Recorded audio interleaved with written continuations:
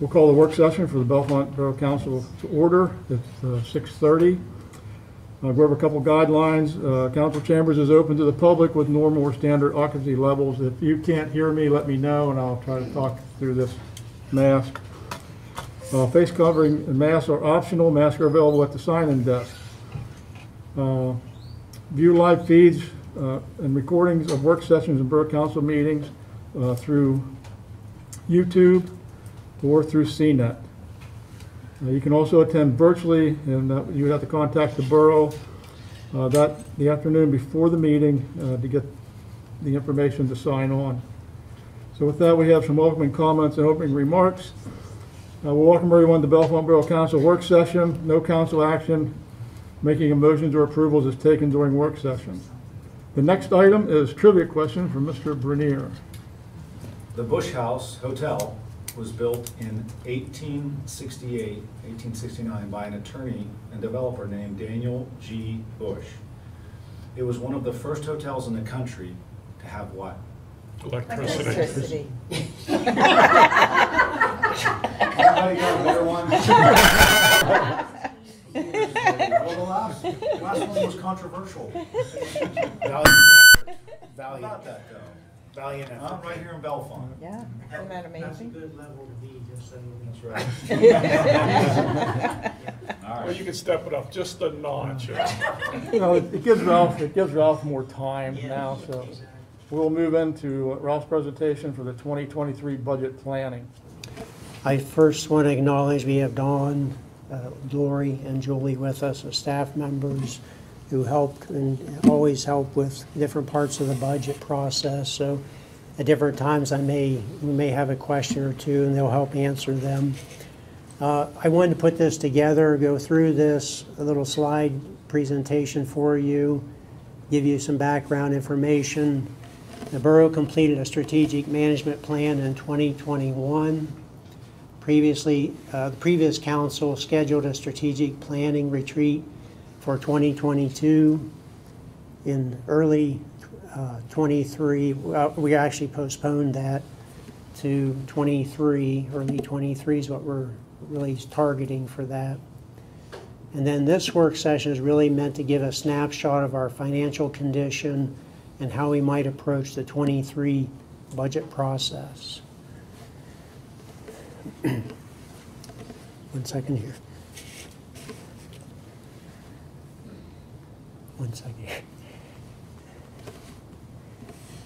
I'm gonna get a drink of water. Sorry about that.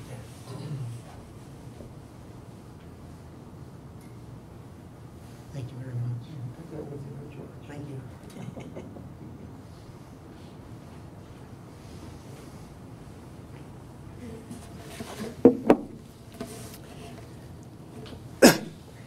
Excuse me here. Having trouble here. We went through the budgeting process. We went through the strategic management plan recommendations.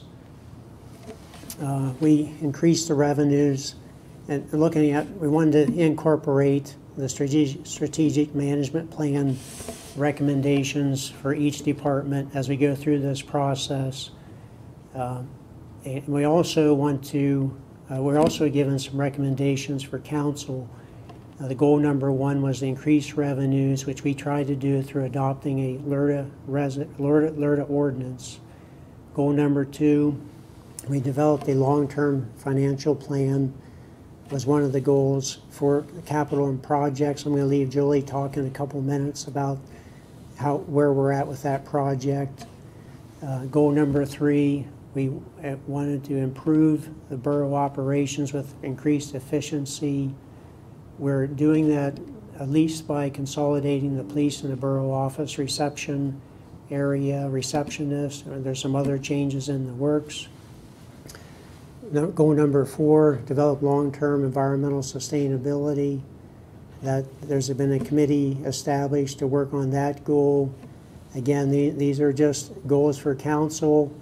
The strategic management plan is loaded with recommendations for each department. I can touch on some of those later or give you some examples. I'd like to turn it over to Julie and let her go through kind of just some very basic slides on the capital improvement budgeting process.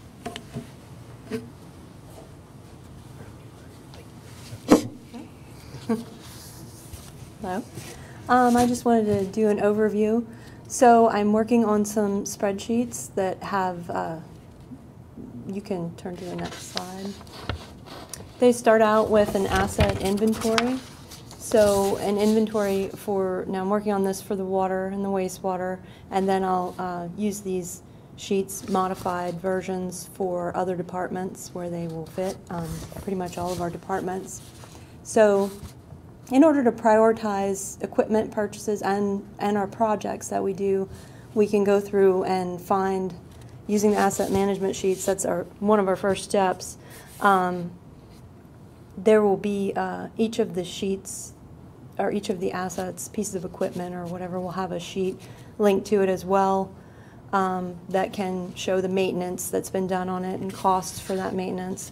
But this particular one has original costs for some of our equipment, date that it was installed. So then it gives us the age, and we have some lifespan and expected lifespan.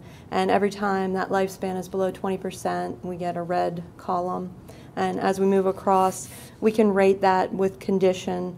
And for water and wastewater purposes, probability of failure for the equipment definitely pushes it up to one of our top priorities for replacement. So as we look to budget equipment replacements or any projects, we can look at this as an overall indicator of where our most important items are. So then there's another sheet that is the capital improvement project plan. So this sheet is linked with a budget sheet that we will see in a couple minutes, a couple slides. And this sheet, as we can part out a budget to for 10 years, and there's another section to this sheet that gives you projects that are greater than 10 years, and it will build some room in our budget, a little surplus for these types of projects. So, and the good thing about this is it's all, as we get funding for a project, maybe we'll take it off the list, that will all adjust in these budget sheets automatically, so that if you're thinking of removing one, take one out and see how that affects the budget. And if we decide that we want to put one in at any time during the year, this gives us a good way to see if we need to adjust rates for things for revenue, or if we can move projects in and out to fit into the budget better. So we can also budget for items like meters, fire hydrants, things like that, put them in on a replacement schedule, 8 a year or something like that, and we can have revenue for that. Oh, go ahead. So in the strategic management plan, there was a general recommendation overall that when we're doing these capital projects, to look at the cost of sustainability so that we can make them last longer, but also look at how we can help with environmental sustainability. When you're doing these worksheets, are you putting those kind of numbers in here as well, or is that something down the road? We can add things like that down the road. Maybe we could even make some comparisons, add more sustainable things into the project, and versus just a project with less of that. You can see how that affects the budget that way too. Thank you. Yep. So this is a 10-year budget planner. So it has an adjustable inflation factor up there. So right now I have it at 9.1. It actually has a link on that sheet. It takes you to a budget page that shows us, yeah, bless you, that shows us how the interest rates have gone up or down for as long as we've kept track of those.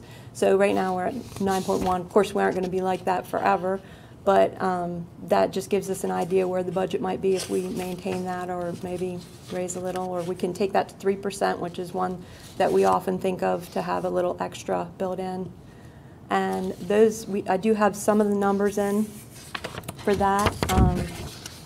They're not the very last. So what I've done is put in our end of the year from from last year, December, and those are in. And so that gives us some idea, but this, all those capital improvement project sheets are linked to this. They automatically go in. So those items, what we're planning for next year is not in this yet. So it looks great right now, but that would have a lot of adjustment as we add projects. Go to the next one. No, that's okay. So this one is geared towards water, as I said. So this gives you cost per 1,000 gallons, and this is over a 10-year period that our cost is going to go up, obviously. Now, like I said, this doesn't have all of our capital improvement projects in, so I'd expect that to adjust quite a lot. This is linked directly to our spreadsheet, Excel spreadsheet, so this is just a nice visual for it, a little easier to look at than the spreadsheet numbers. So that also gives you revenue surplus or deficit if it happens that we get into the red on that for our rates over the 10-year period. We can decide whether that needs to be adjusted or not. So next one, yeah. So this one is a revenue sheet planner. So at the bottom it does have an area where we have a current rate. Now we obviously have more customers than that. I only have a small number in there, but that gives you the revenue per customer per month. And this whole sheet will adjust, and if we have a deficit there, then you can adjust the rate for customer rate just a small bit at a time until you get a surplus in that budget if you need to do that. I think that would be our last thing that we want to adjust. And like I said, some of these sheets would not be relevant to some departments, but they could be modified, or we can take some of these out. The budget sheet that is linked to all of these is just a really good planner and predictor for us to look at. That's it. Any questions of Julie while she's here? All right, thanks. Our goal is to incorporate capital expenditures in the 23 budget, as well as, do all of the planning and work for the operating budget as well. This is a look at our assessed values. You can see that really over a 10-year period, we barely have grown. Maybe some of you saw this last fall in our budget process then. What it tells us is when we add $1 million of taxes, we derive approximately $100,000, rounded off to that number. So a little bit more than that, but for sake of planning, it's about $100,000. So $250,000 is $25,000, and so on. $500,000 is $50,000. So it tells us that, but also tells us we're barely growing in our real estate taxes, the assessments, because we're not adding new neighborhoods, we're not adding new subdivisions, or growing up with new buildings of any kind, at least to this point. So, that creates a challenge. It's a struggle to keep up with new expenses, new raises, new costs of materials and supplies, fuel. We struggle to have the general increase of assessed values be enough to keep up with our expenses going up. Next one, Dawn.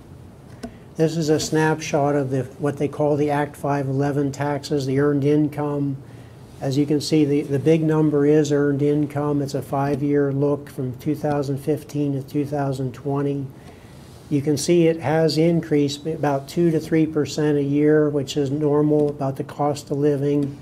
It goes up and down. I don't have, it went down during the COVID year of 2020.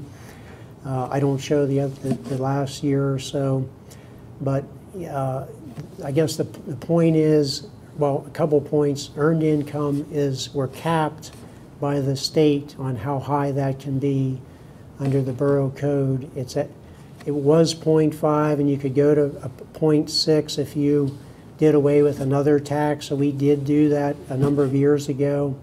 So we're at 0.6 for earned income. Again, that's the highest that it can be unless the state changes something.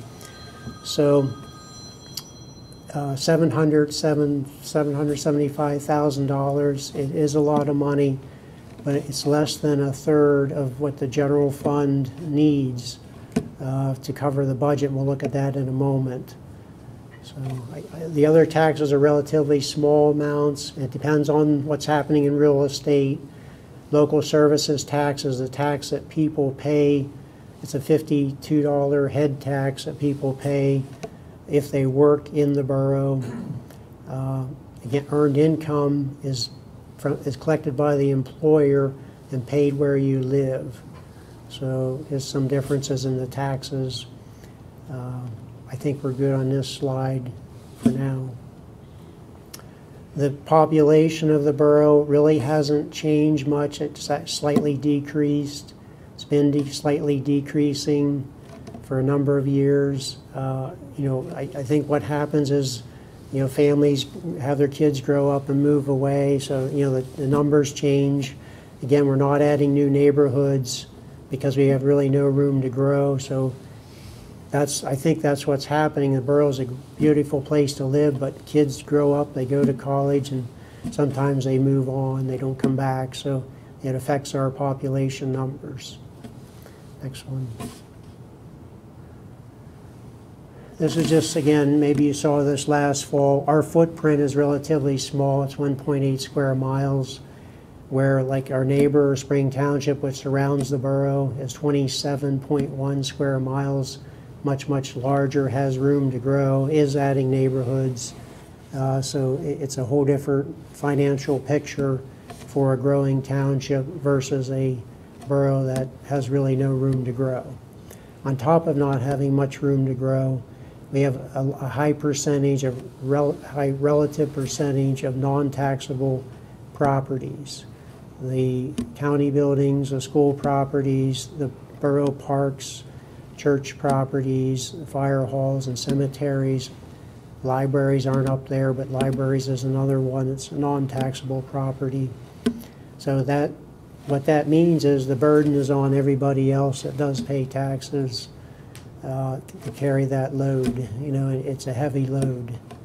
And I have it here in red, but real estate assessments and earned income tax collections do not grow enough to keep up with increases in the general fund services. Every year, for the ones that have been here for a while know, we struggle tremendously in December, November, each year to find ways to trim budgets and cut budgets and make things work. And unfortunately, many times we have to have a tax increase to make the numbers balance. So I think that's good for now. I know these numbers are hard to see. I just want to point out a couple of things. The general fund budget is the biggest budget. It's also the hardest to balance. We'll talk about that in a minute. It's about $3.5 roughly million. It's primarily the real estate tax, assessment revenue, and the earned income tax, along with some transfers for overhead purposes from like the refuse fund, water, sewer, and so on. That's what goes into those big numbers. But we struggle each year to make those numbers work. If you look on down the list beyond that, there's other real estate taxes supporting items like street lighting that's in all the public right-of-ways. All that is real estate tax paid for. The numbers aren't near as big, but it's still a tax that specifically goes for that use or that service. Fire equipment, fire operating is broken into two categories. Same thing, we have a special tax that goes to that. We have special parks tax that goes to support the parks. The other ones are what we call user fees, water, sewer, refuse, garbage collection. There's some special funds like the highway aid, gas tax for street improvements, and so on. Emergency medical services also a special real estate tax that we've added a few years ago. But you can see we're heavy on real estate taxes to make things work, to provide the services that we provide. Again, just emphasizing this is the 22 budget. We'll be looking at each fund through the fall and trying to figure out, how to make ends meet on each one of these. Now, the Borough Authority does water and sewer services. They take care of the budgeting for those two services. This is just a quick snapshot of what we do in the fall. Department heads are to submit budget requests to the finance director. Those requests, or the forms and so on, should be going out pretty soon. We set up work sessions, and when we had the committee system, we used the finance committee heavily to review the funds and bring information back to the full council in a work session. So that's what we did from pretty much October and through November. Then by December, the first meeting, we're approving a tentative budget which has to be advertised for public inspection and comment.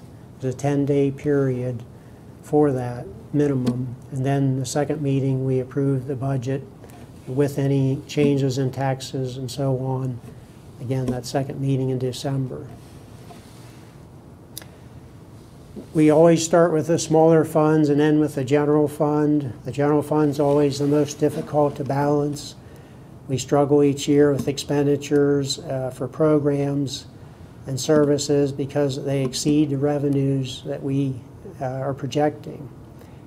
November is little time left to decide what to do, where to cut, and we're always kind of up against that deadline every year in, year out to make decisions, which creates some more challenges for us.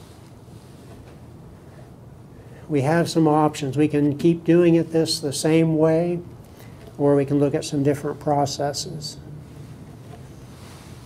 One second here.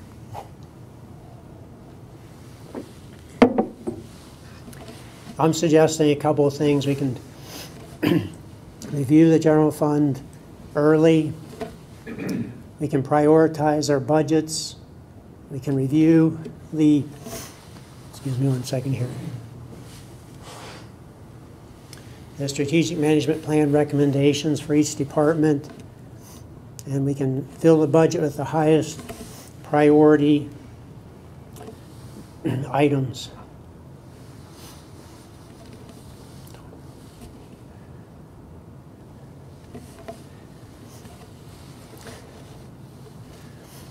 These are some notes here.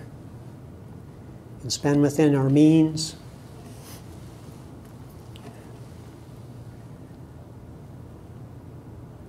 Hopefully this changes the tone of how we approach the budget. We can start with the revenue that's available, look at last year's expenditures, instead of looking at just last year's expenditures, which is generally what we do. We can hopefully change again the tone of the budget discussions to how much money we have versus how much was spent last year. This whole theme about priority-based budgeting has these tenets. We want to, try to do the important things well, cut back on the rest. A couple ways of doing that is a traditional budget process attempts to continue funding all the same programs it funded last year. The priority budgeting identifies the services that offer the highest value and continues to fund them while reducing service levels, divesting, or potentially eliminating lower value services. Basically, in a nutshell, we're prioritizing what we think should be in the budget because honestly there's not enough revenue to cover everything that normally goes in the budget. That's a traditional year. It's going to be more difficult this year because of inflation. Cost of everything, as I mentioned earlier, our supplies, everything is up. It's going to make it more difficult to balance budgets even more so. Let me ask a Yes. question. When you look at the traditional versus the priority, Yes. one of the things that comes into the planning for either one of these is grants and funding from the state Mhm. and federal. Right. Over the last couple of years, there has been, and I'm going back to the sustainability thing. Sure. They are going to give us higher points on the scoring for grants if we can show the sustainability. Would this also be incorporated, or when you're saying that we're doing the priority versus the traditional, we're just going to pretend that that money's not available and work with that, or Well, what? Lori would say, I think Lori would say this, that we don't budget grants until we get a contract. Is that what you would say? That's generally what I do because Yes. there's no guarantee Or to, you have to come up Mhm. here. there's no guarantee to get the grant. So generally, I say no to that. I don't know how you can budget revenue that you don't know you have. Yeah, so we don't usually budget, grants we proposed or even applied for unless we have a contract. Okay, so trying to think, I like the idea of the priority funding. My thoughts are, so we budget without those numbers in it. How would, when we know we're going to get those grants, how does that factor into the budgeting for that year, once we pass the budget? I think we once it comes in, we show it as a revenue. Like I know Julie mentioned this about grants coming in for capital projects. Mhm. We would simply, change the revenue stream from maybe our funds to a grant fund, maybe do the project or switch things around accordingly. I think the budget has that flexibility. What we're trying to do is put in the highest priority items first. The lower priority items are probably not going to make the budget, and it's something council's going to have to weigh out and maybe do things differently than you've done them in the past. When we do get a grant, is that usually specific to some project that Yes. we've applied for? Yeah. Yes. So that money would be directed to whatever that special project is anyhow, so that's Yes. really not part of the general budget, I don't think, Well, most of the the time. revenue and the expense just washes itself out. You're not going to expend more unless you know that there's a match. Right, yeah. You have to budget for that. But for the most part, say you get $1 million, there's no match, you're going to spend $1 million. Yes, It's yeah. an in and an out, they- so it's really no, unless you have to budget for the match. And we know that. Yes. Like Don has some grants now Yeah. that we know we're going to have a match for. He just Mhm. told me about some the other day. So we just need to make sure that we have that match Yeah. and go forward. And that goes in the budget, correct? Mhm. Okay.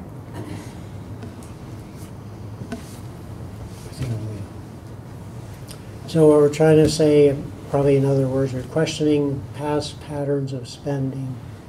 And what it would force us to do is have creative conversations on how services may be able to be provided at lower costs or different ways of financing or providing revenue for services.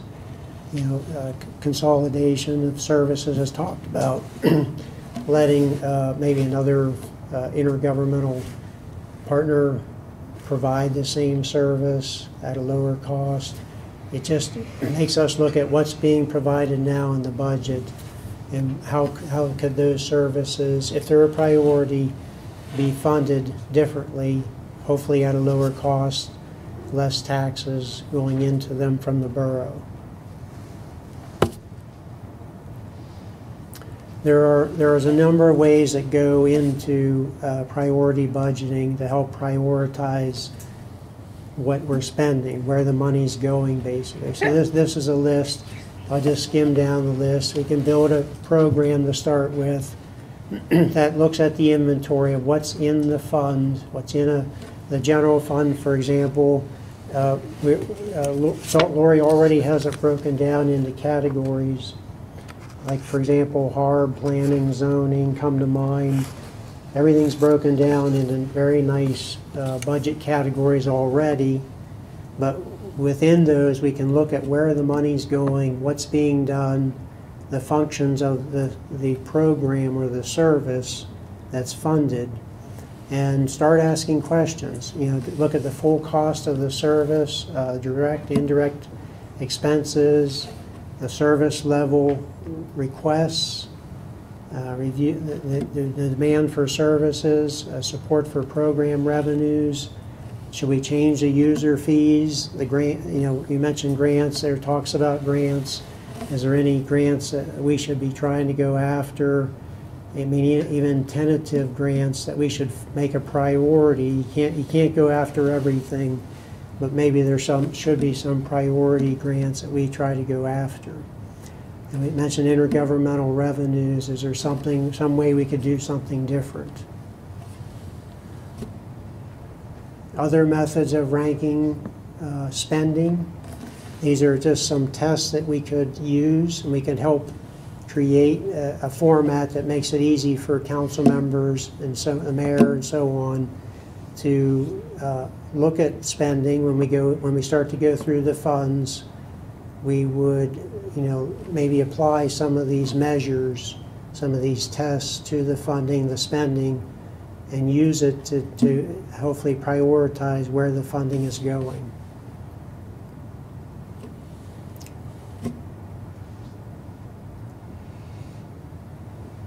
Another suggestion with prioritizing or priority budgeting is have the department heads sort of get into this initially with ranking each program, service, component on a self-assessment process, look at the full cost of the service or the program, and then bring that to the work session to discuss.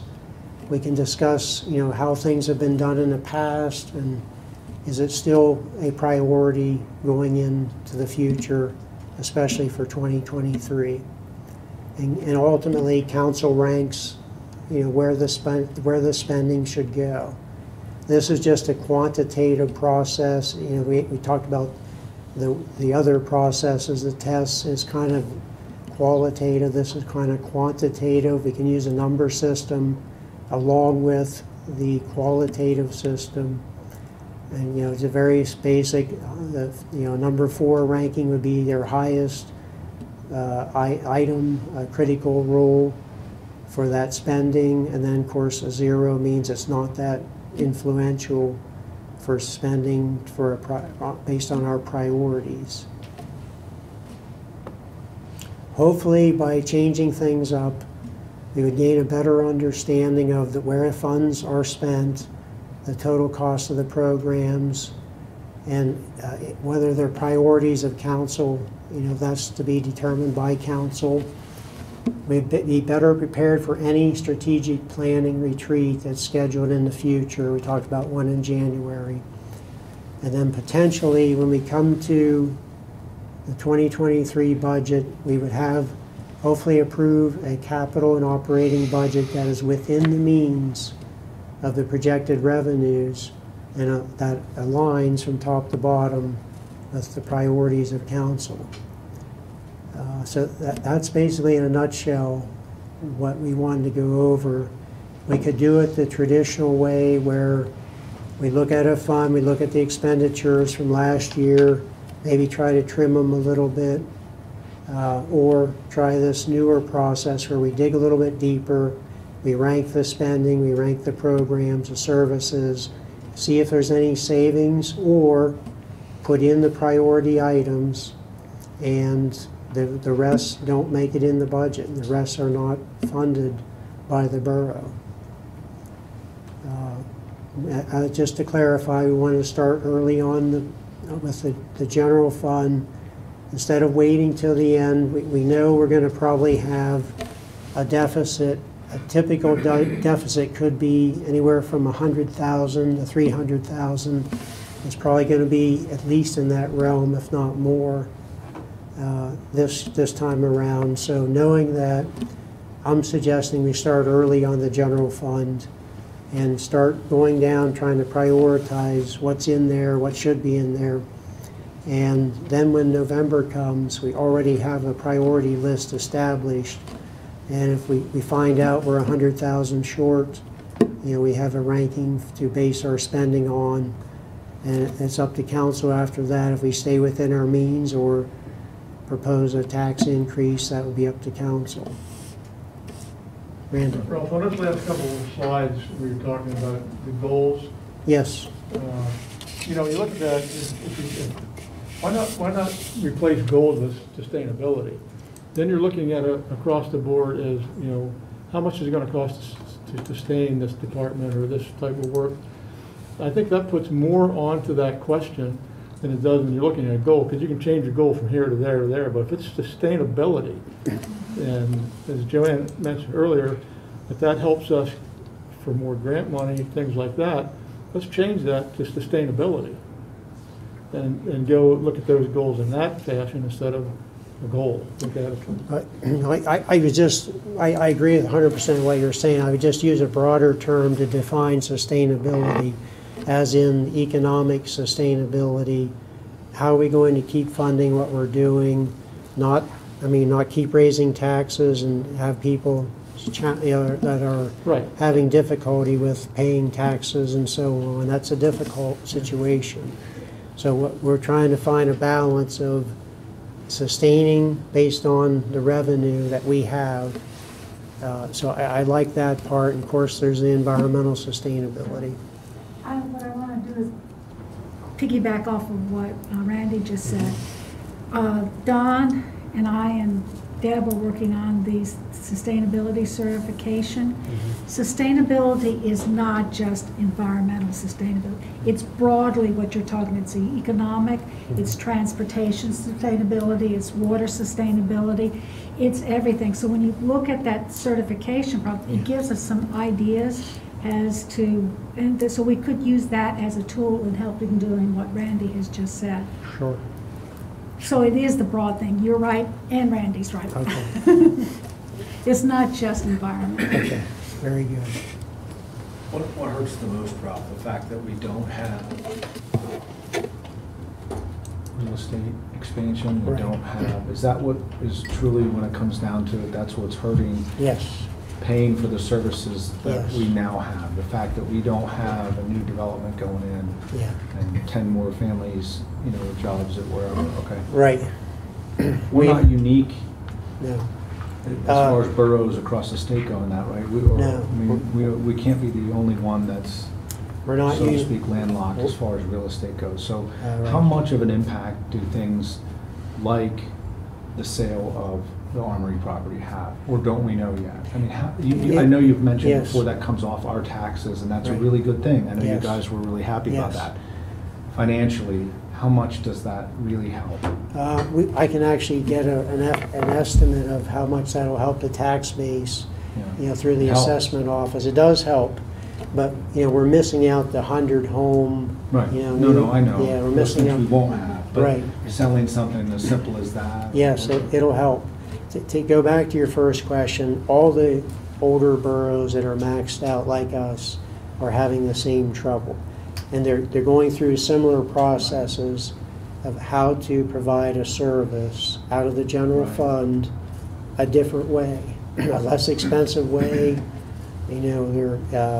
Everything from partnering, contract services, consolidation, regionalization, part-time use of officers or part-time workers, public workers, public works workers, whatever the case may be, they're trying to find savings. So I think that's definitely in the process for us. Try to look at what we're spending, where it's going, and is there other ways to provide the service, in a nutshell. But yeah, all the older boroughs, there's a few boroughs that are, the size of a township, they're not struggling. But the ones, what's it? For instance, Yes. State College Borough, just because they're built out, instead of expanding, they're building up. Right. So now, instead of a 5-story building, they're allowing 8 10-story buildings, which increases tax revenue. We don't have that option here. Well, we do, but I don't see it happening anytime soon. But that's a way some boroughs are dealing with Sure. the build up. Yeah, there's a lot of them around here, I'm sure, Yeah. in rural Pennsylvania. Yes. Yes. How much will the hotel help? It should help.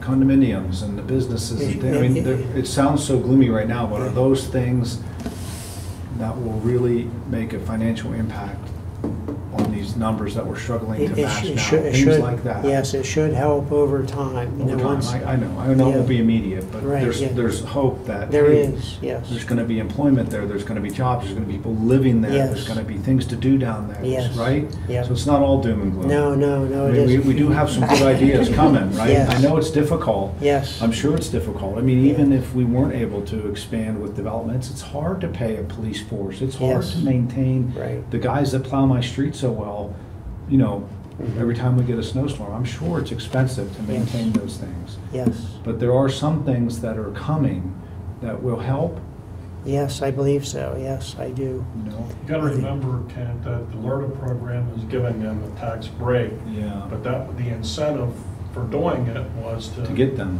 To get them. Right.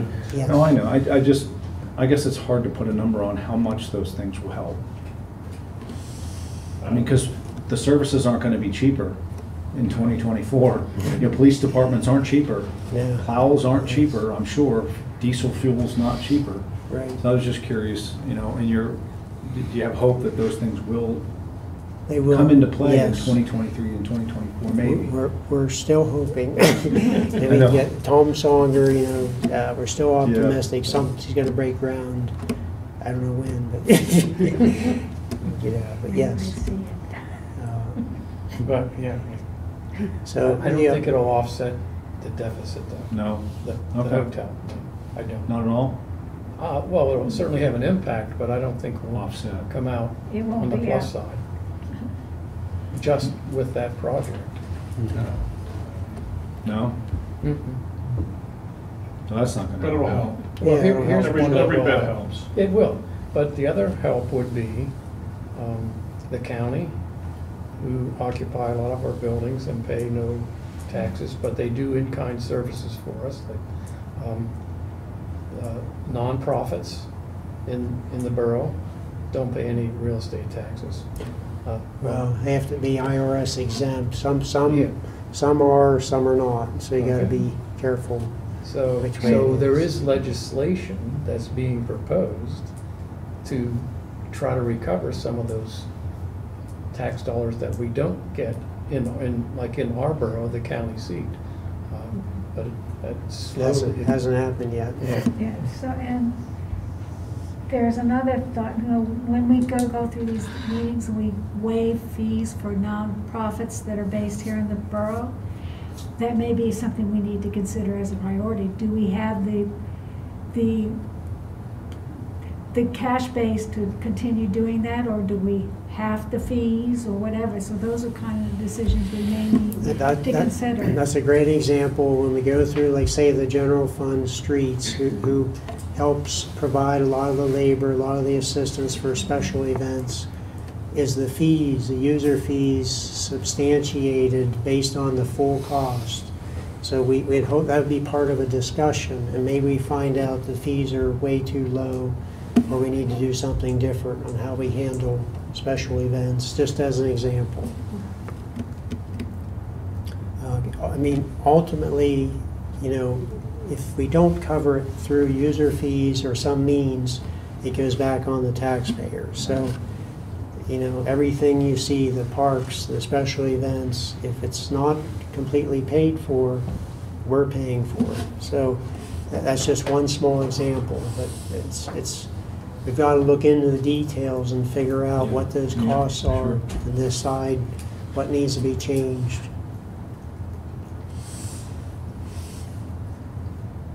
So I think the last question was, which way do we want to do the budget?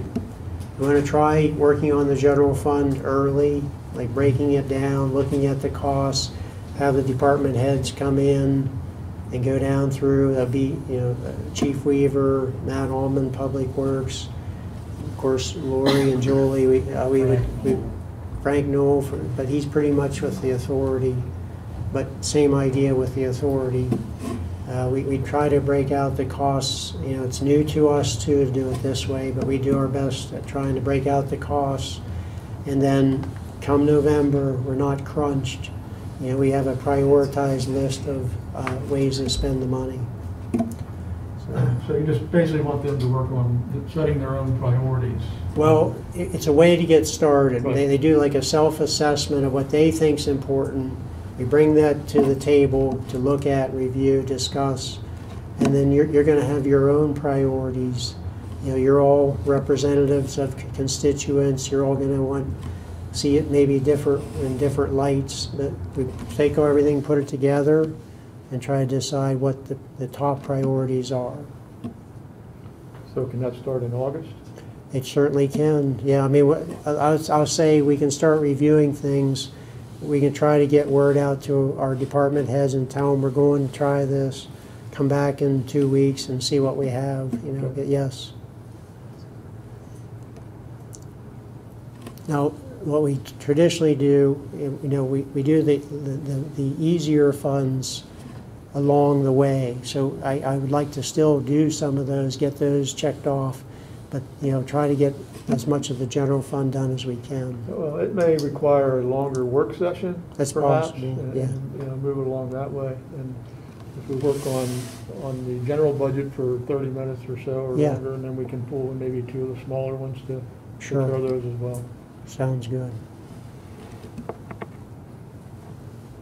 It sounds to me like, Ralph, that's your recommendation. That is my Okay. recommendation, to Yeah. do this a different way. It's called Yeah. priority budgeting. It's something I Yeah. saw that other cities and municipalities were using. I think it's important, especially with inflation. You know, we haven't seen this kind of level for decades. So we're gonna have we always struggle. We're gonna have more of a struggle this year. Yeah. I'm for it. Yeah. All righty, we'll take that as a yes. We'll go to work on putting some steps together and scheduling some work on the general fund. Okay, we have a couple minutes. Does anybody else have any questions for Ralph on? No, but thank you, Ralph. Sure. Yeah. For preparing this for us. I think Julie had Really a appreciate it. long 2 weeks. Thanks very much. Thanks, Ralph. We have nothing else on the agenda for the work session, so we'll adjourn at this time and be back at 7:30, 7:30.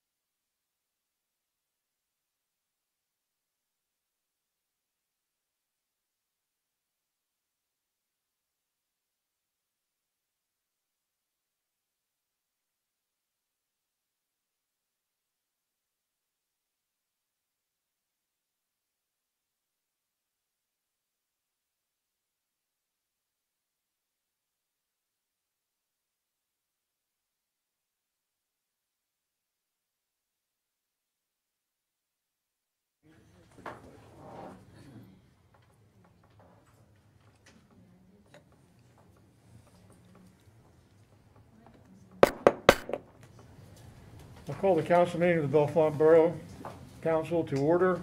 We welcome everyone to the Bellefonte Borough Council meeting. We'll do our best to start council meetings on time and end on time. Due to the room acoustics, please speak up when talking so that people can hear you and what you're saying.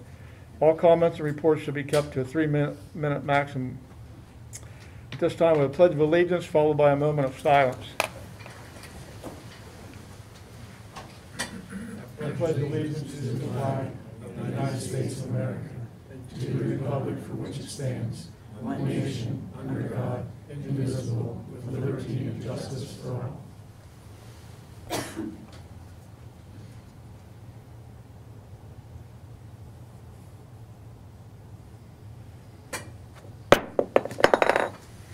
Okay, roll call. Mr. Veneer. Here. Mr. Brackville. Here. Ms. Cleaton. Ms. Dan. Here. Mr. Johnson. Present. Ms. McKean. Here. Ms. Purnell. Here. Ms. Sedgwick. Here. Ms. Tosti-Vasey. I'm here. Mayor Johnson. Here. Okay, next item is additions to council meeting agenda in accordance with Act 65 of 2021. If a matter is not on the agenda, council cannot take official action on it with some exceptions. The council can act on matters relating to potential and real emergencies. Council may add a matter of agency business to its agenda through majority vote. The council should state the reason why the action is being added to the agenda. Are there any additions to tonight's agenda? Seeing none, we'll move on to public comment regarding items on the agenda. So this part is for only items that are on the agenda. The public comment period is reserved for oral comments regarding any action items listed on the meeting agenda or added by majority vote at this meeting. No deliberations will be entered into by the council at this time. Please sign in, come to the podium at the appropriate time, state your name and address and which item you are speaking about that's on the agenda. And please limit your comments to 3 minutes. Are there any comments for the public? Come forward and just give us your name and address. My name is Bob Gresh, and I own the property at 113 South Spring Street. So I'm here to talk about the short-term rentals. I bought... On the agenda. What's that? You have to wait till the end of the meeting. This Oh. short-term rental is not on the agenda tonight. Oh, it isn't? Oh, okay. All right. Sorry about that. Returning old business? Pardon? No.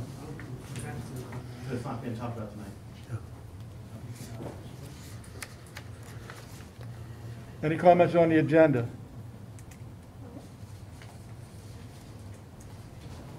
Evening, Council. My name is Carlton Hopkins. I live at 141 South Thomas Street. I'm here concerning my roof and Harb's decision. Unfortunately, I was a juror in a case the last Harb meeting, so I did not attend. I got some late emails from Gina. We communicated anyway. So I did a little research, and I do actually have a book that they continue to cite from the Secretary of the Interior. The section on roofing, and this educated me, the section on roofing is 8 pages long. It doesn't really say anything about a standing seam roof in there. And there's a tan duplex in the middle of my street that has the exact same roofing material. There's another row house on 409 West High Street that's just, again, right above Bonfado's on our side of the town that also has the style of roof. So I'm not quite sure. To me, it's an aesthetic. There's a decision made within Harb that they like the standing seam over other types of metal. If you look at old metal roofs, there are all kinds. There's corrugated, literally corrugated metal. There's sheet metal that looks like shingles almost. So I would like the council to consider my roof okay. I think it looks great. My neighbors think it looks great. Again, I'd appreciate your attention to this and seeing fit that I can no longer have to harass you folks. Come here and take up your time. I appreciate it. Thank you. Thank you. Thank you. Any other public comments at this time or items on the agenda? Seeing none, we'll move into communications. Let me do these. First one is Center County Suicide Prevention Task Force Resolution, looking for September 2022 Suicide Awareness Prevention Month.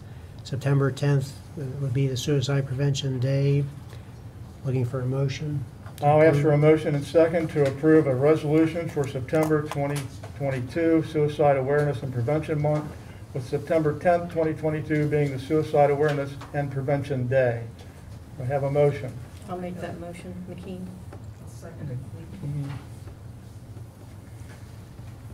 Second, Clayton. Discussion? Yeah. Right?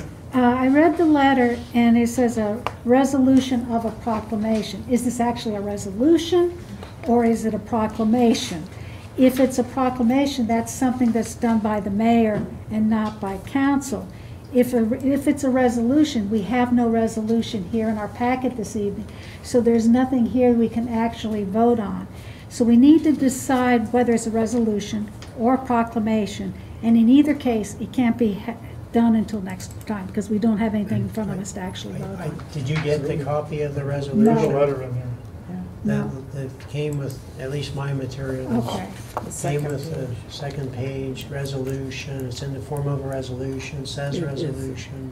It's attached to the. It's attached to the Page cover one is letter. the notice. Okay, and let me page go two see it, see if I is the can find it, resolution. because I did not see it. But it is confusing because it does have at the bottom, Attached to the letter. they're proclaiming the month of September to be suicide. Resolution. They're doing two things, a month and a day, Right. yes. Right, but this looks to me written as if it's a proclamation and not a resolution. Even though it says resolution up at the top, it looks more like a proclamation than what the mayor has traditionally done. I think it fits better personally as a proclamation, but that's my thought. All I know is the cover letter asks for a resolution to be passed by council. Here's the cover letter in boldface, says adopt the resolution. Okay, yeah. It's entirely up to council. We could do it the next meeting, it's, for September. But we received a draft resolution and a cover letter that says would we adopt a resolution. I think, couldn't we, they have everything in here. The only thing I think would need to be changed is the signature lines, because there's basically two signature lines. Yes. If we can approve it, we then have somebody rewrite it with, Sure. the normal resolution type signage and just go from there. As long as we know what we're doing, it's just I don't want to vote for something that's not proper. Now, we'll keep it, as mentioned, it's listed as a resolution, and we'll treat it as a resolution. Okay. Any other discussion? Seeing none, all those in favor of the motion to approve this resolution for Suicide Awareness and Prevention Month and Day, signify by saying aye. Aye. Opposed, same sign. Motion carries. Next item is request to hang purple lights on the lamp posts on High Street between Allegheny and Spring again this year for recognition of October as Domestic Violence Awareness Month. Looking for approval to do that. Yeah, I'll make a motion and I call for a motion and second to approve the request to hang purple lights on the lamp posts of High Street between Allegheny and Spring Streets. Do I have a motion? I'll make that motion. Dan? I'll second it for now. Second by Purnell. Discussion? Another Okay. Yep. I didn't see in the letter what day they're thinking of having them come up and come down. They did say the Public Works in the past has done the hanging. We also have two items down below this about purple ribbons. So I have a question is, are these going up after the purple ribbons come down? And if Public Works is doing the purple ribbons, how can we get that coordinated? Well, both requests are on here, but they're a section apart. Yeah, there's something in between them. I'm trying to find It's two down below. The purple ribbons, not to get off the topic that we're on. they're both starting in October. No, they one's want in the September. They want the purple ribbons before August 31st. Right. So that's sooner than later. So they're going up. Are they coming down before the lights go up for the other event? That's what I'm asking. My recollection on reading this is no, because it's October, well, one's October, both are October, so I don't think one's coming down when the other one goes up. The one letter says volunteers will remove the ribbons at the beginning of October. There you go. Okay, but will So they be, it sounds like It's there. ribbons will be coming down the, so will they be up on the trees, the same trees that these lights are going on at the The same lights are going time? on the lamppost. The lamppost, Yeah. the ribbons will go on the lamppost in September, the lights go on in September or October, and the Okay, ribbons come down. okay. I just don't want the messages being confused, particularly since it's the same color. We're gonna do our best to keep it straight. Right now, keep people in the loop here as we're talking about lights. Right. So, On the lamp posts. on the lamppost. Any other discussion? All those in favor of the motion to approve the request to hang purple lights on the lamppost of High Street between Allegheny and Spring Street, signify by saying aye. Aye. Opposed, same sign. The motion carries.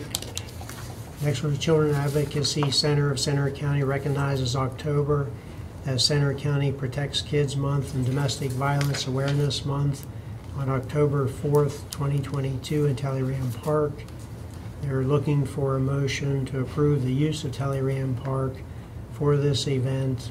And it's actually there's a schedule of the event in the letter, so there's several things going on October 4th. And they're also looking at to have the fees waived for the use of Talleyrand Park. I'll call for a motion and second to approve the request to use Talleyrand Park on October 4th, 2022 for Child Advocacy Center event. I'll make that motion, Vicki. And that would be to approve the fee, and approve the fees waived for this event except for the admin fee. So are you making that all as one motion? Yeah, just Okay. needed to finish it up there. No, I'll second it. McKee, Is this the entire park or just the gazebo side of the park? It wasn't clear the way the letter was written. It looked like it was a smaller event. I would say the gazebo side. Talleyrand, So that's what we're Talleyrand. voting on, is on the gazebo side. Yes. Okay, that's what I need to know. Okay, any other discussion on this motion? Seeing none, all those in favor of motion to approve the request to use Talleyrand Park on October 4th, 2022 for Child Advocacy Center event? Trying to get in there twice. 11 to 1. Oh. 11 a.m. to 1 p.m. 11 a.m. to 1 p.m. All those in favor signify by saying aye. Aye. Opposed, same sign. Motion carries. This one's for the ribbons. Request to hang purple ribbons on the trees on High Street, Allegheny, and Talleyrand Park. Again this year, recognition of Overdose Awareness Day and National Recovery Month. The ribbons would be hung before the August 31st, 2022 Overdose Awareness Day and then removed by the beginning of October. Looking for a motion for approval. I'll call for a motion and second to approve the request to hang purple ribbons along the trees, on the trees along High Street, Allegheny, and Talleyrand Park. Do I have that motion? I'll make that motion. Dan, do I have a second? I'll second. Sedgwick. Sedgwick. Discussion? Seeing none, all those in favor of the motion to approve the request to hang purple ribbons on the trees along High Street, Allegheny, and Talleyrand Park, signify by saying aye. Aye. Opposed, same sign. That motion carries. Next one is Dylan Krunick Memorial Baseball Tournament. Looking to use Governor's Park for this tournament. The ball field's there. Tournament would be August 13th and 14th, 7 a.m. to dusk both days. Looking also to have the fees waived since it's a charity event. Call for a motion and second to approve fees, or I'm sorry, let me get back to this. Call for a motion and second to approve use of Governor's Park Baseball Field for the Dylan Krunick Memorial Baseball Tournament, August 13th and 14th, 7 a.m. dusk on both days. Why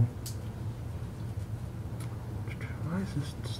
I'll make a motion for the first half.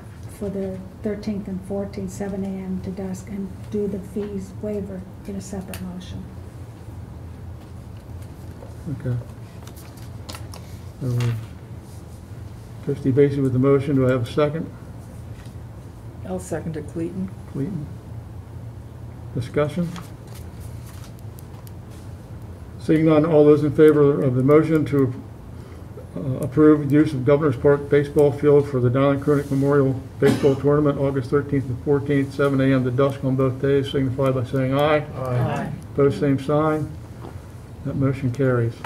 The next, I'll call for a motion and second to approve fees being waived for this event except the admin fee. Do I have a motion? I'll make the motion for now. Purnell, do I have a second? I'll second it, Clayton. Clayton, discussion? Yes, I'm opposed to this. I spent about 45 minutes today trying to figure out where Dylan Krunick Memorial Baseball Tournament DC9 group is located. They are not listed as a registered charity on the Pennsylvania Department of State website. I also looked on their website to find out where they are located in the hopes that they could find that they were within Bellefonte. There is no home address on the website for this charity. I'm personal friends with the Krunick family. They live in New York. So- All proceeds go to the DC8 Foundation for their son who lost his life, who was an avid baseball fan, baseball player, and members of our community and all around come together in this event to raise money for cancer research in his name. But they are not located within the boundaries of Bellefonte, which is what our policy is for waiving the fees, which is why I'm going to vote no. I think it's a great cause, Sure. but it doesn't meet the policy guidelines Absolutely. we've set. Any other discussion? Okay, seeing none, all those in favor to approve the fees for waived, all those, to approve the fees being waived for this event, except for the admin fees, signify by saying aye. Aye. Opposed, same sign. Aye. Aye. So that fails.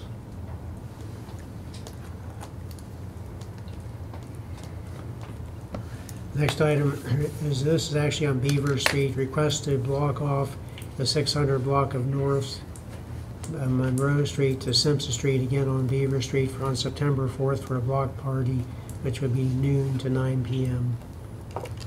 I'll call for a motion and second to approve road closures of September 4th, 2022 from 12 p.m. to 9 p.m. So moved. It doesn't actually say Beaver Street, it should, that was left out of the So letter. 600 block of Monroe. Yeah, And Beaver, is that what it should be in yeah, there? Beaver. Okay. So we have a motion from trustee Basie. Do I have a second? I'll second it, Clayton. Clayton, discussion on the motion. I'll have to chime in. The letter's a little confusing. They want to block off East Lynn Street Oh. from Monroe to Simpson. I thought it was Beaver, sorry about that. So it's not accurate, the description that's been presented to you. It should read, barricades to block off East Lynn Street from North Monroe to Simpson Street. Okay. I guess that's what I said. I Who knows? So do I have to make a motion to change it, or what? We'll make the, it's just a typo, or we'll fix that. Okay. Any other discussion? Okay, so all those in favor to approve road closures of September 4th, 2022 from 12 p.m. to 9 p.m. along the 600 block of Monroe Street to Simpson Street, It would be East Lynn Street East Lynn, instead of from North Monroe to Simpson. Thanks. East Lynn. From North Monroe to Simpson. Okay, well, then what's Lynn Street have to do with it? Well, that's where, Because Lynn Street's where the actual party's Yeah. going to So be. between those, yeah. All those in favor, signify by saying aye. Aye. Opposed, same sign. They do. Motion carries. They do, well, yes. The next item, we did receive an email from a resident that lives on Green Street, just basically concerned about some discolored water, public water from the water supply. This letter is being forwarded also to the authority, which will meet tomorrow evening. It's a dead end of the water system, and the authority will look at the letter and decide what steps should be taken. So that's why we have no action by council. The next item, we received a short-term rental concerns letter from a resident that lives next to an Airbnb or the short-term rental. We're not asking for council to act on anything this evening. Then the letter from residents concerned about STRs in residential neighborhoods was also received. Again, there was no action scheduled on the agenda for this. Okay. Moving on to the consent agenda, all we have for the consent agenda tonight is the council meeting from July 18th. I want to move the whole consent agenda off the consent agenda. Okay, it's only one, so let's go ahead and make the Okay. motion. We need a motion. We need a motion to pull that. Yes, I think so. And I need a motion and a second. So moved to remove from the consent agenda for discussion. I'll second. Sedgwick. Second by Sedgwick, motion by Toasted AC. Okay. Okay. So I have revisions on 3 pages of the minutes. The first one's on page 2. The 5th paragraph from the bottom, it says, McKee made a motion to conditionally approve. It should say, McKee made a motion to approve the dates of Friday, December 9th to December 11th for Bellefonte, Victorian Christmas, striking pending further details. And the last 2 sentences, striking, no discussion, and motion carried, because that was part of the amendment. So I amended the motion to conditionally approve this event pending further details, with the final approval to be done by the borough administration. Sedgwick seconded it, and both the amendment and the amended motion carried. The second corrections is on page 4, the 4th and 5th paragraphs. The last sentence in the 4th paragraph currently reads, the motion carried to deny the issuance of a certificate of appropriateness. Actually, the motion to deny the issuance of a certificate of appropriateness failed. It did not pass. Then in the 5th paragraph, I made a motion to issue a conditional certificate of appropriateness these are the words that I had, by placing a lien on the property allowing for the roof to be replaced retroactively, on the condition that when the roof is replaced again, it will be replaced with HARB-approved materials and meet all the standards and specifications set by HARB and the Secretary of Interior standards for the treatment of historic properties. I went back and looked at that particular paragraph. There was no lien, that language about by placing a lien on the property allowing is not in that motion. I said, I actually used the word lien when I made the motion. You were talking about a different property No, on Allegheny Street. That's the only time I heard lien. and when I made this motion, You did not say that. And you can table this if you want to, but that is not how it came across on CNET.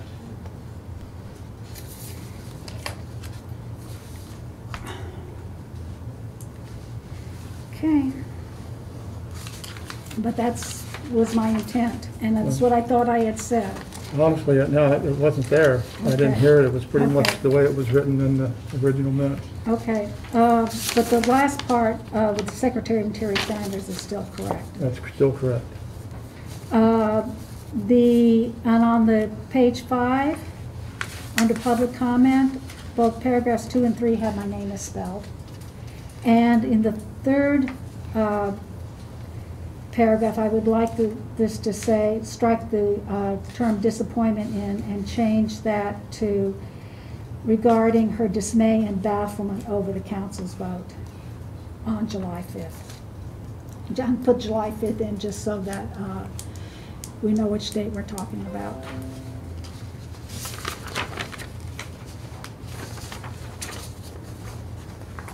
Okay, any other discussions or changes on the? Seeing none, all those in favor of the council meeting minutes as amended for July 18th, 2022, signify by saying aye. Aye. Those opposed, same sign. Motion carries.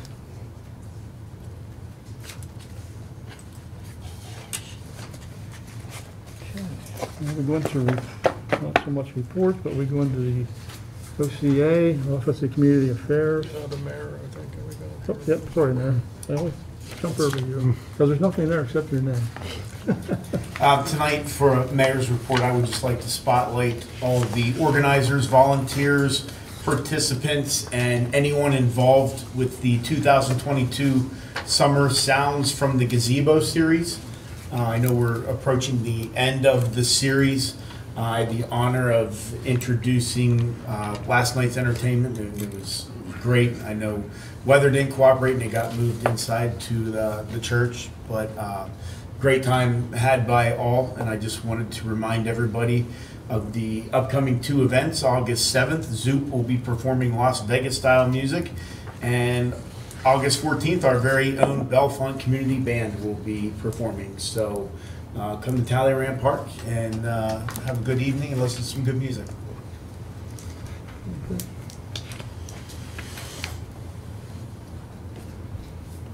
Okay, moving on to Office of Community Affairs.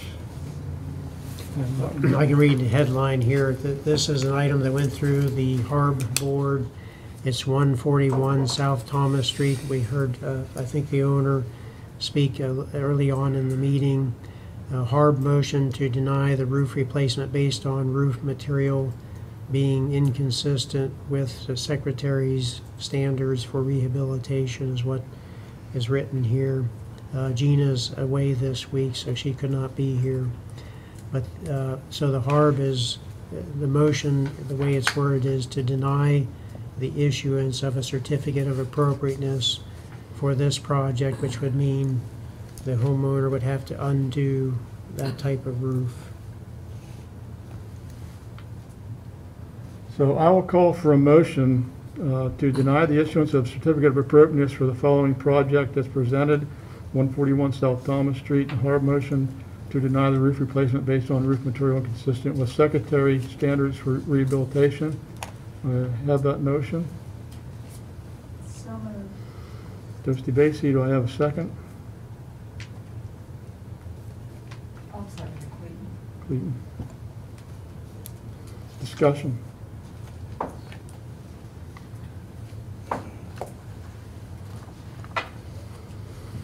Okay, all I those think we in, need to do what we did with the other gentleman, and that is allow this to go forward with the caveat that the next time it's replaced, it has to be replaced what's in line with the standard of the historic. you want to amend the motion?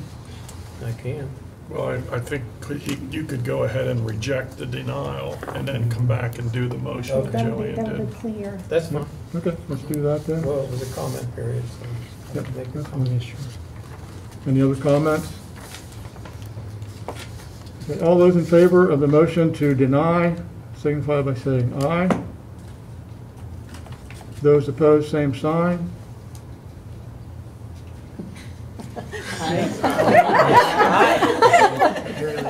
It's confusing. So right now, we're voting to either stick with HARB and deny it, or we're going to vote that yea will deny it, a no was, it comes, we own it at that point. We have to decide what we want to do. So maybe the way to say, if you want to go with HARB, say yes. If you don't want to go for HARB, say no.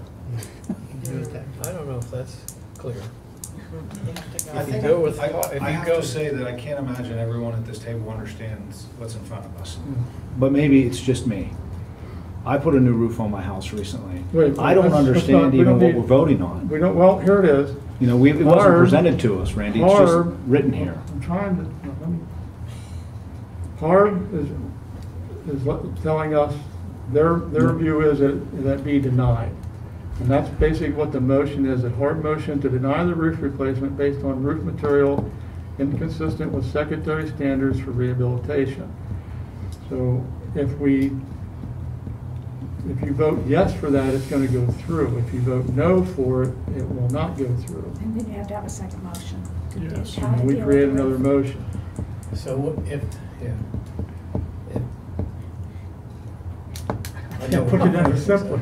I mean, So Kent, if you vote yes, that means you're agreeing with what Barb said. And I get that part. I didn't need it read back to me again, Randy. I can read this. What I'm Okay. saying is, I think we all want to make an educated decision on this, okay? I understand what it's saying in front of me. My point was, I don't think anyone understands what the problem is. It wasn't presented to us. Roof materials.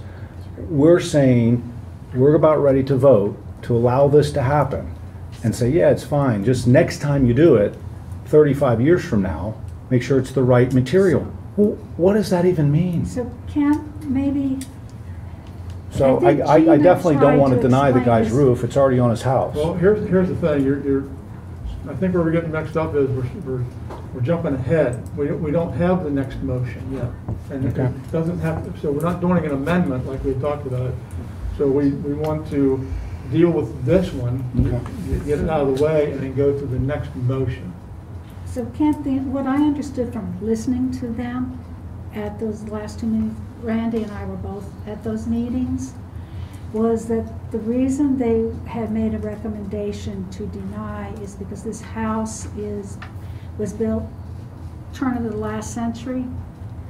And at that time, homes that had metal roofs did not have the ripple designs. Those ripple metal roofs were used for barns and utility buildings.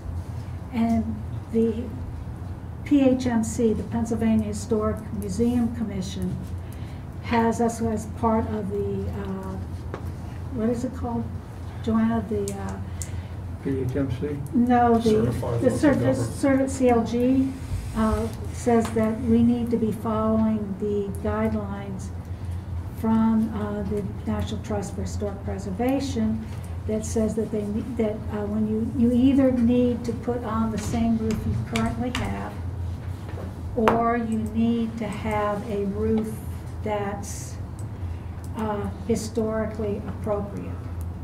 And what they said when they made this recommendation, and back me up on this if I'm incorrect, is they said that the ripple roof did not meet the standard, is what they said. That's what they said. Does that help? Yeah. It's the wrong roof, according to Harb. I mean, I get that. How was the home, how are we to make an educate, I get what we're gonna do, so let's just do it, but, I mean, saying, hey, let's tell them not to do it again in 30 years makes very little sense to me. That's not what's being discussed right now. Whatever the next motion is, will direct what's gonna happen to this roof depending on how we go through this, okay? Yep. So, all those in favor of the denial signify by saying aye. Aye. Those opposed signify by saying aye. Aye. So that motion fails. So what is council's pleasure at this point? Okay, I now we wasn't- make the motion to, Do you want me to repeat from the one from 2 weeks ago? Yeah, go ahead. Okay. Then I'll make a motion to issue a conditional certificate of appropriateness for 141 South Thomas Street by placing a lien on the property, allowing for the roof to be replaced retroactively with the materials already in use, on the condition that when the roof is replaced again, It will be replaced with HARB-approved materials and meet all standards and specifications set by HARB and the Secretary of the Interior standards for the treatment of historic properties. Second, now we can discuss Discussion, I can handle it. how to avoid it the next time. So your question is legitimate. It's already written. I mean, she just read it from written But I was- historical guidelines that You were people are supposed to asking follow. Why, how do we resolve this? And so now's the time for that discussion. The next time it happens, what do we do? I would just say if you want to just wait 2 weeks, you're going to have someone come in at the next meeting. I think Randy and Jean have already talked about, there's a person that's coming and talking specifically about HARB-related issues. So a lot of your questions may get answered at the August 15th meeting. So are you suggesting we table this? Not this, I mean, not the decision, I'm just saying that you're gonna get more, to the issue that Doug's talking about future HARB issues in general, not just roofs, but HARB in general. I think there's gonna be a person, an expert coming in on the 15th. So, you know, I think with this gentleman coming in from PHMC to do this presentation, it is going to help council learn a little bit more about HARB and how they operate and the guidelines that they have to follow. In this particular case, we can take care of it this evening without having to table it. And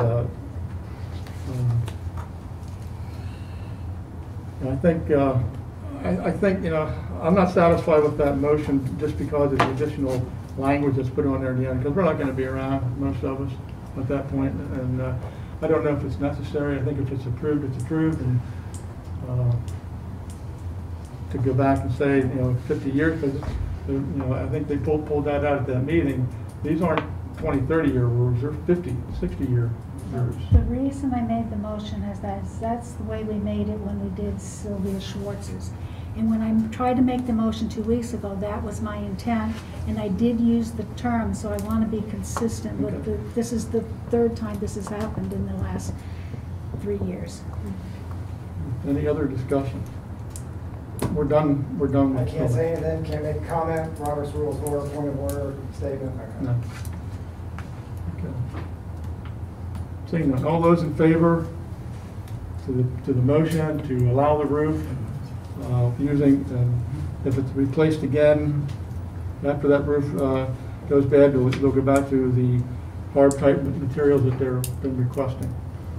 That's as quick as much as I can remember that motion. Sounds good. So all those in favor of allowing the roof as is at this point, signify by saying aye. Aye. Opposed, same sign. Motion carried.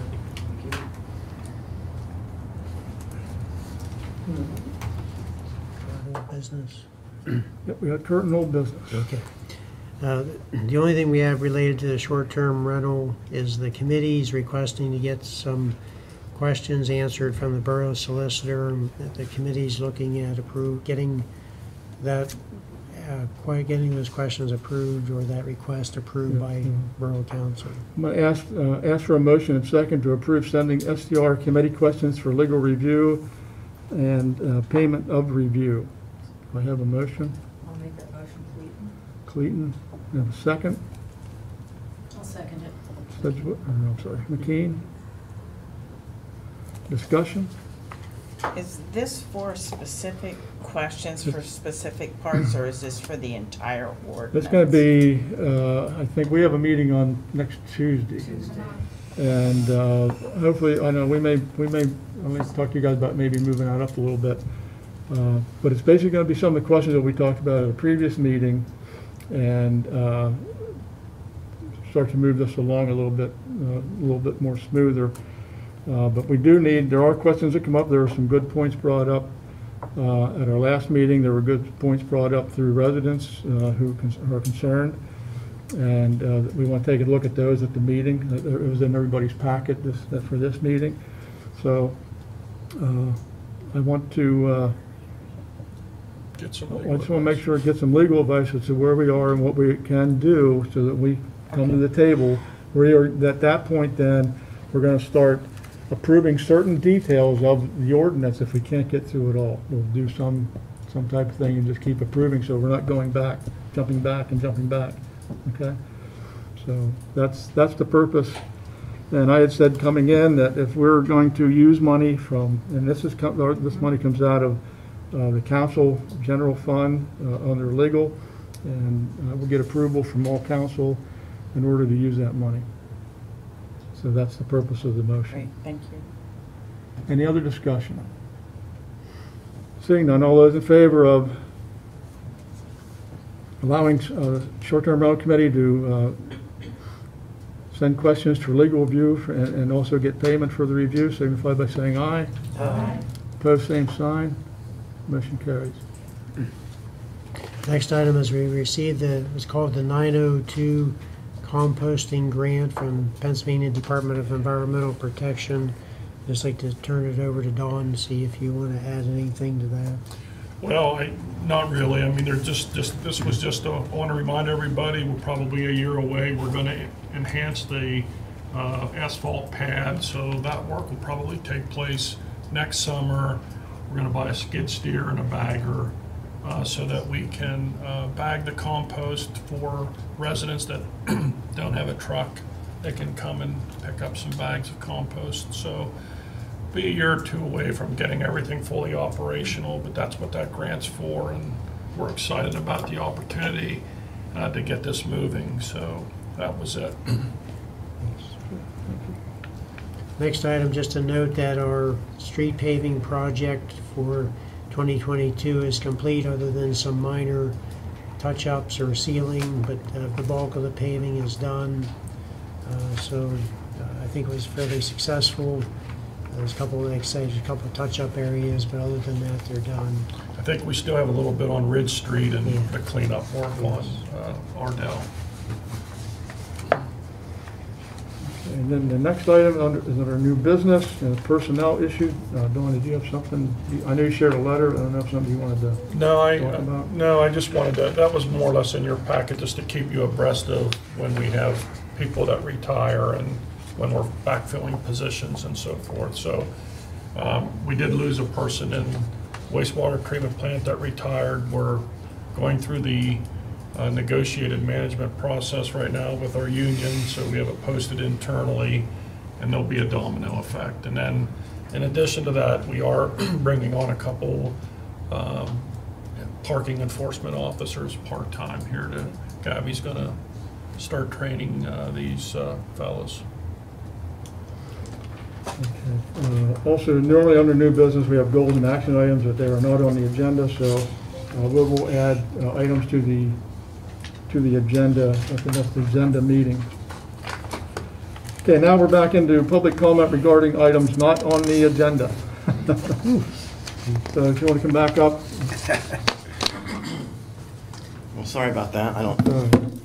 That was my first entry into politics. It was a complete disaster. I have to say that my disappointment, I changed it to dismay and bafflement right then because I was so upset. So I understand the emotions.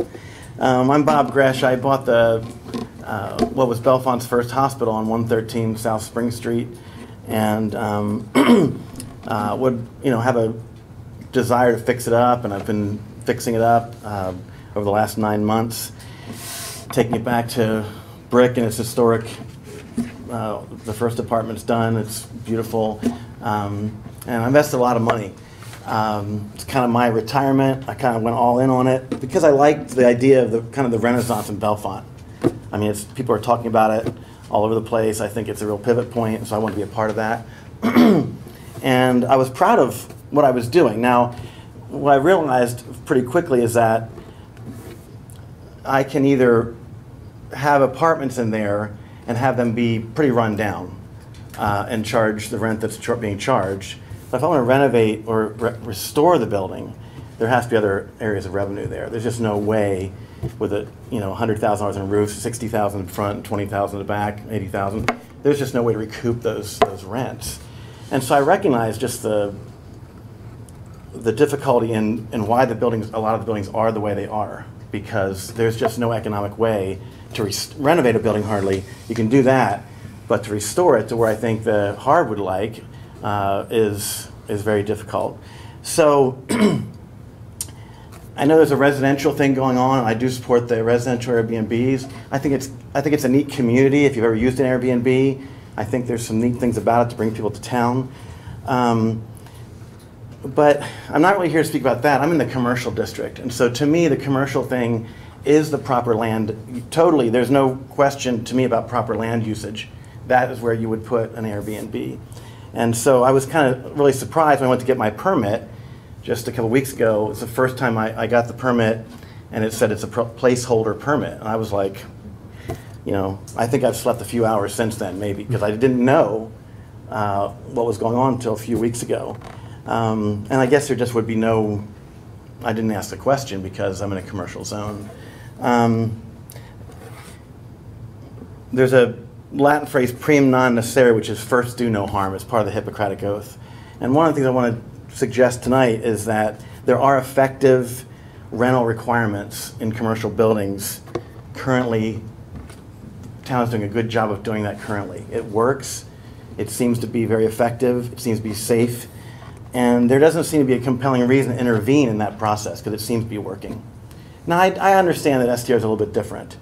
But I think that just the idea of being able to restore a building, there is a place for different creative revenue and bringing people into town. I think it does add to the community. I think it's a neat part of the community. My people do walk downtown. They love the fact that it's right downtown. And I would say two final things.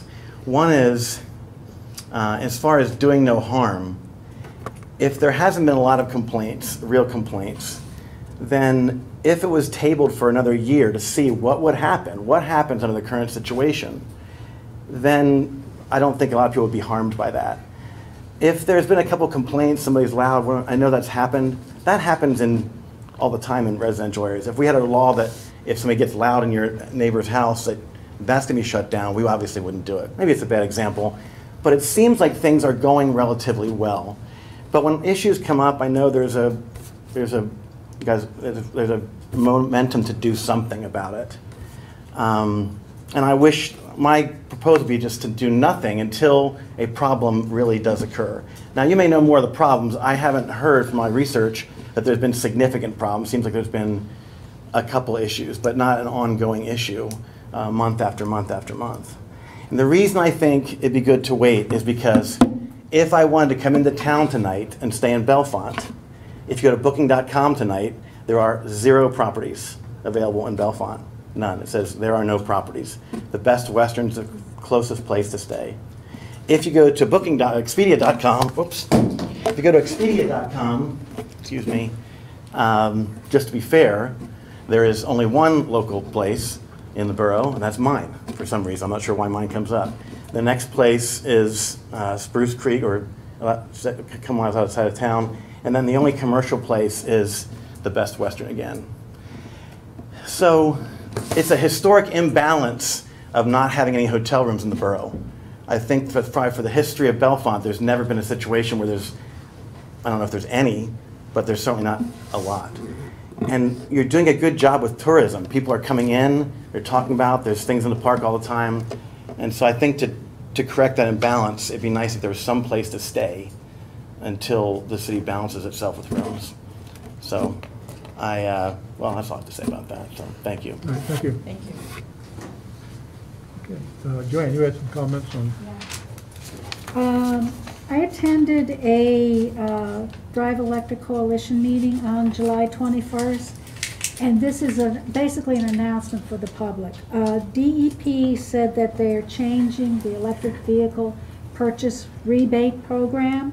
So if you bought an electric vehicle before July 1st of this year, you need to be sure to submit your request for that rebate by August 30th. If you don't, they're going to be changing the program on September 1st, and it will only be available to people who bought them after July 1st and who meet certain income guidelines. At this point, they did not announce what that income guideline is. So if you bought it before July 1st, put your paperwork in now. If you did it after July 1st, you may as well wait September because you don't qualify for the old rebate program. That's it. Okay.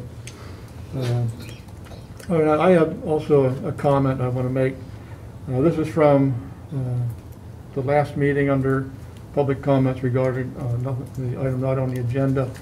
And I want to correct what was said that I said in relation to,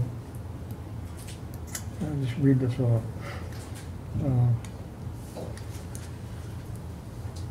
I watched the work session on the business meeting on July 18th at the end of the business meeting under public comments for items not on the agenda. Councilperson spoke to vote and discuss spending $300 to mail out 75 random surveys to the public. That item was discussed and voted on by majority vote of 6-3, not in favor. Another motion was made to email 75 surveys to the public and put it on the website. This motion was also voted down by a majority vote. My name was used several times during this the comment period with the word saying that when the person looked at me and asked me if this puts an end to it, and I said, what I said was, I guess for now. What the person said was, I stated that yes for the foreseeable future, and that's not what I said, and I want to correct that, and I want people to understand. I think this work would have required staff assistance during a time when staff were on vacation. There was no urgency in my view that this needed approved at this time on this date during the summer months. In my view, this item is able to be revisited and brought to council attention at a later date. And that's where my intent is on that. Any other public comment? Seeing none, we will adjourn the meeting at 8:22. Make that motion. Motion by Dan. I got a motion for everything else. All right. Have a second? Okay. Sometimes we do, sometimes we don't. Let's keep it at 8:22. Still the same time. Leah, 8:22, meeting adjourned. Thank you very much.